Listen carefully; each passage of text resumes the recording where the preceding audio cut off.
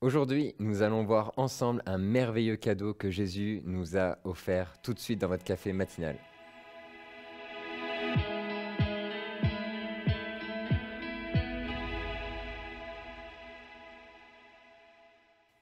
Bonjour et bienvenue dans votre café matinal. Je suis très heureux de vous retrouver aujourd'hui pour vous partager un message autour de la parole de Dieu. Et à l'heure où j'enregistre ce café matinal, nous entrons petit à petit dans la période de Noël. On voit des nouvelles décorations de Noël qui commencent à apparaître. Bon, même si on est d'accord que dans les centres commerciaux, les décorations de Noël sont là depuis juillet, mais on voit que dans les rues, toute la décoration de Noël commence à arriver. On voit que nos amis commencent à sortir les sapins de Noël. On entend la musique de Noël un petit peu partout. On sent l'atmosphère de fête arriver. Et surtout, c'est le moment de ne pas oublier les cadeaux. On commence à réfléchir aux cadeaux de Noël qu'on va faire. Et aujourd'hui, j'avais à cœur de vous partager un sujet que j'aime tellement, qui me passionne et qui m'émerveille à chaque fois que je lis la Bible, à chaque fois que j'étudie ce sujet.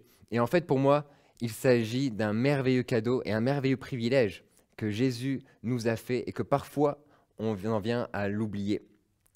Et avant de commencer, avant de rentrer dans le vif du sujet, on va lire un passage dans l'épître aux Galates. L'épître aux Galates, c'est une épître qui a été écrite par Paul. C'est une lettre qui a été écrite aux églises de Galatie. Et on va aller en Galates et on va aller du verset 3 au verset 7. Et il écrit: lorsque nous étions des enfants, nous étions esclaves des principes élémentaires qui régissent le monde. Mais lorsque le moment est vraiment venu, Dieu a envoyé son Fils, né d'une femme, né sous la loi, pour racheter ceux qui étaient sous la loi, afin que nous recevions le statut d'enfants adoptifs, afin que nous soyons adoptés. Et parce que vous êtes ses fils et filles, Dieu a envoyé dans votre cœur l'esprit de son Fils qui crie « Abba, Père ». Ainsi, tu n'es plus esclave, mais fils, mais fille. Et si tu es fils et fille, tu es aussi héritier et héritière de Dieu par Christ. Aujourd'hui, on va parler de l'adoption divine. Paul nous dit au chapitre 3 de Galates qu'à partir du moment où nous acceptons Jésus-Christ, qu'à partir du moment où nous mettons notre foi en Jésus-Christ, on est adopté par Dieu. Nous devenons ses enfants et il devient notre Père. Et c'est important de comprendre le contexte ici de l'église, de l'épître de Galates. C'est important de comprendre surtout ce que signifie être adopté à l'époque. En fait, à l'époque, dans la société grecque et romaine, il arrivait parfois qu'un homme riche, qui n'avait pas d'enfant, cherche à avoir un héritier. Donc il cherchait à adopter par tous les moyens. Il adoptait soit un esclave, soit la plupart du temps c'était un jeune garçon. Et une fois qu'il était adopté, il pouvait transmettre toute sa richesse, il pouvait transmettre tout ce qu'il possédait, il pouvait transmettre tout son héritage en fait. C'est ça l'objectif, avoir un héritier. Et cette procédure d'adoption avait un prix très élevé.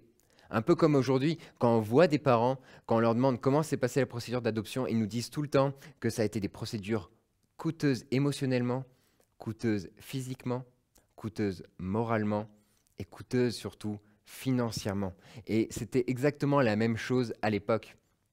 Et l'adoption, elle prenait place pendant une cérémonie officielle. En fait, on passait devant ce qu'on appelait à l'époque un prêteur, ou aujourd'hui on connaît un peu mieux le terme de magistrat. C'était un homme de loi. Et on arrivait devant l'homme de loi, et le père demandait au futur adopté: est-ce que tu veux être mon fils? Et l'enfant devait répondre: oui, je le veux. Un peu comme un mariage, hein. Est-ce que tu veux m'épouser? Oui, je le veux. Donc c'était vraiment le même principe.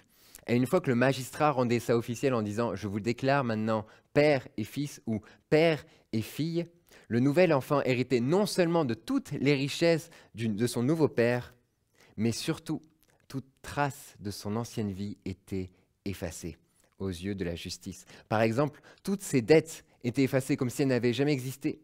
Si l'enfant venait d'acheter une voiture, venait de faire un prêt pour avoir une voiture, sa dette était effacée. S'il avait commis un vol, même la veille de la cérémonie, s'il avait commis un vol ou un meurtre, son dossier criminel était effacé.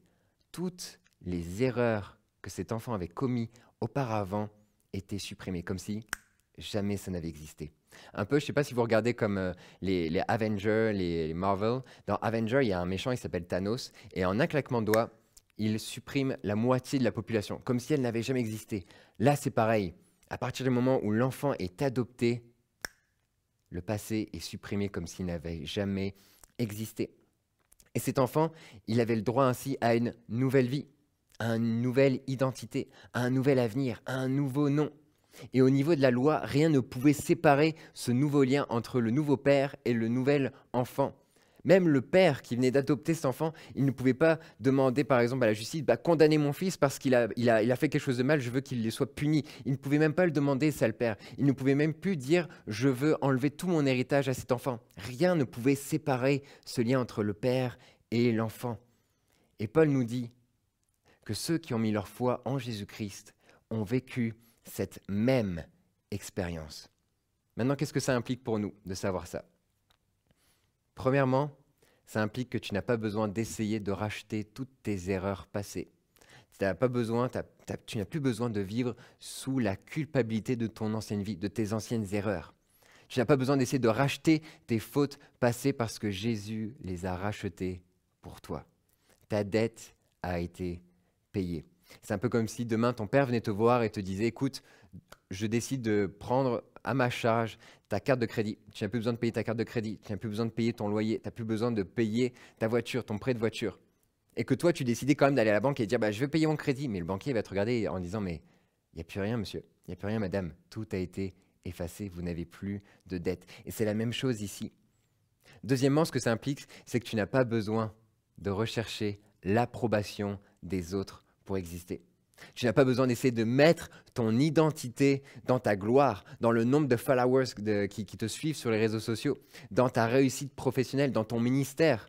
Tu n'as pas besoin d'essayer d'exister aux yeux des autres parce que tu existes aux yeux de Dieu et il te voit comme son enfant. Tu peux mettre maintenant ton identité dans le fait d'être enfant de Dieu. Et ça, c'est le plus beau cadeau que Dieu peut te donner. Mettre ton identité, toute ton identité, toute ta connaissance que je suis enfant de Dieu, ça va te combler au-delà de tout ce que tu peux imaginer. Troisièmement, si tu as un péché, si tu as péché dans ta vie dernièrement, si tu es retombé dans tes addictions, n'aie pas peur de venir à Dieu. N'aie pas peur de venir à lui. Parce que par ton adoption divine, tu as maintenant cette assurance que si tu reviens à Dieu, Dieu va t'accueillir de la même façon que le Père a accueilli son Fils dans l'histoire du Fils prodigue. Et pour rappel, le Fils prodigue, c'est une parabole que Jésus nous raconte en Luc 15. Et il nous raconte l'histoire d'un fils qui a été indigne envers son père, qui dit à son père, « Donne-moi ma part d'héritage, je m'en vais, je veux plus de toi, je veux plus rien savoir de toi. » Il est parti avec sa part d'héritage pour aller vivre sa vie comme il le voulait. Et finalement, ce fils-là a tout perdu. Il a fini dans la boue avec les cochons. Et il se dit, ok, je vais revenir chez mon père, j'ai tout perdu, je vais revenir chez mon père. Et la Bible nous dit en Luc 15 et au verset 20, qu'alors qu'il était encore loin, son père le vit et fut rempli de compassion. Et manquez pas ceci, le père courut se jeter au cou de son fils et l'embrassa.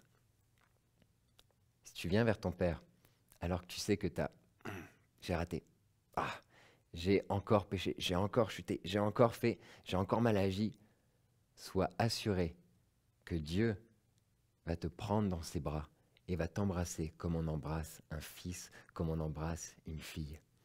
C'est ça l'assurance de l'adoption divine. C'est être assuré que peu importe les fautes que je fais, qu'à partir du moment où si je viens demander pardon à Dieu, j'ai l'assurance non seulement que je vais être pardonné, mais qu'en plus de ça, je vais recevoir l'amour parfait, l'amour incroyable pour me relever, pour m'aider à recommencer, pour me changer, pour me transformer. Et cette assurance-là, de cette adoption divine, c'est le secret de la vie chrétienne que tu peux retrouver nulle part ailleurs. Et ce n'est pas tout. Quatrièmement, une fois que tu as mis ta foi en Jésus, Dieu t'appelle fils. Dieu t'appelle fille. Dieu t'appelle mon enfant. Mais en plus de ça, tu as la possibilité d'appeler Dieu Abba. Parce que Paul nous dit Abba. Tu peux appeler Dieu Abba. Et Abba, ça voulait dire papa en araméen. Et c'était une révolution à l'époque. C'était une grande révolution parce qu'à l'époque, on n'osait pas appeler Dieu par son nom. On disait parfois le nom pour parler de Dieu. On craignait Dieu qu'on l'appelait le nom. Et vous êtes d'accord avec moi pour dire que si on appelle quelqu'un par le nom, ça creuse un fossé entre lui et nous. Moi, si j'appelle ma femme par le nom, on est d'accord que je ne vais pas réussir à avoir un lien d'intimité fort avec elle. Mais Paul nous dit que à partir du moment où nous sommes adoptés spirituellement, Dieu n'est plus un Dieu qui est lointain, qui est distant, qui est absent, mais il devient notre Abba, notre papa. Et Abba implique vraiment une relation d'affection, une relation qui est intime, une relation d'un amour qui est réciproque. Si tu as mis ta foi en Jésus, tu as cette merveilleuse identité d'être appelé enfant de Dieu. Tu es fils, tu es fille, tu es son fils, tu es sa fille. Et voilà juste un bref aperçu du magnifique cadeau que Jésus nous a offert. Et vous savez, parfois, on n'est pas très heureux de recevoir certains cadeaux. À Noël, on reçoit des cadeaux comme de la crème anti-rides, comme de la crème anti-vieillissement, ou alors on reçoit des livres «Comment réussir son régime en 5 étapes». C'est le genre de cadeaux où on se demande s'il n'y a pas un message subliminal derrière, et puis on n'est pas forcément ravi de les avoir, ces cadeaux. Mais le cadeau que Jésus nous a offert est le plus beau cadeau qu'il soit. Tu es sa fille, tu es son fils. Et ce n'est pas seulement un titre, ce n'est pas seulement une position. C'est ce que tu es. C'est ton identité à partir du moment où tu as été adopté. Dans l'épreuve, tu es son fils qui peut se réfugier en son Père céleste.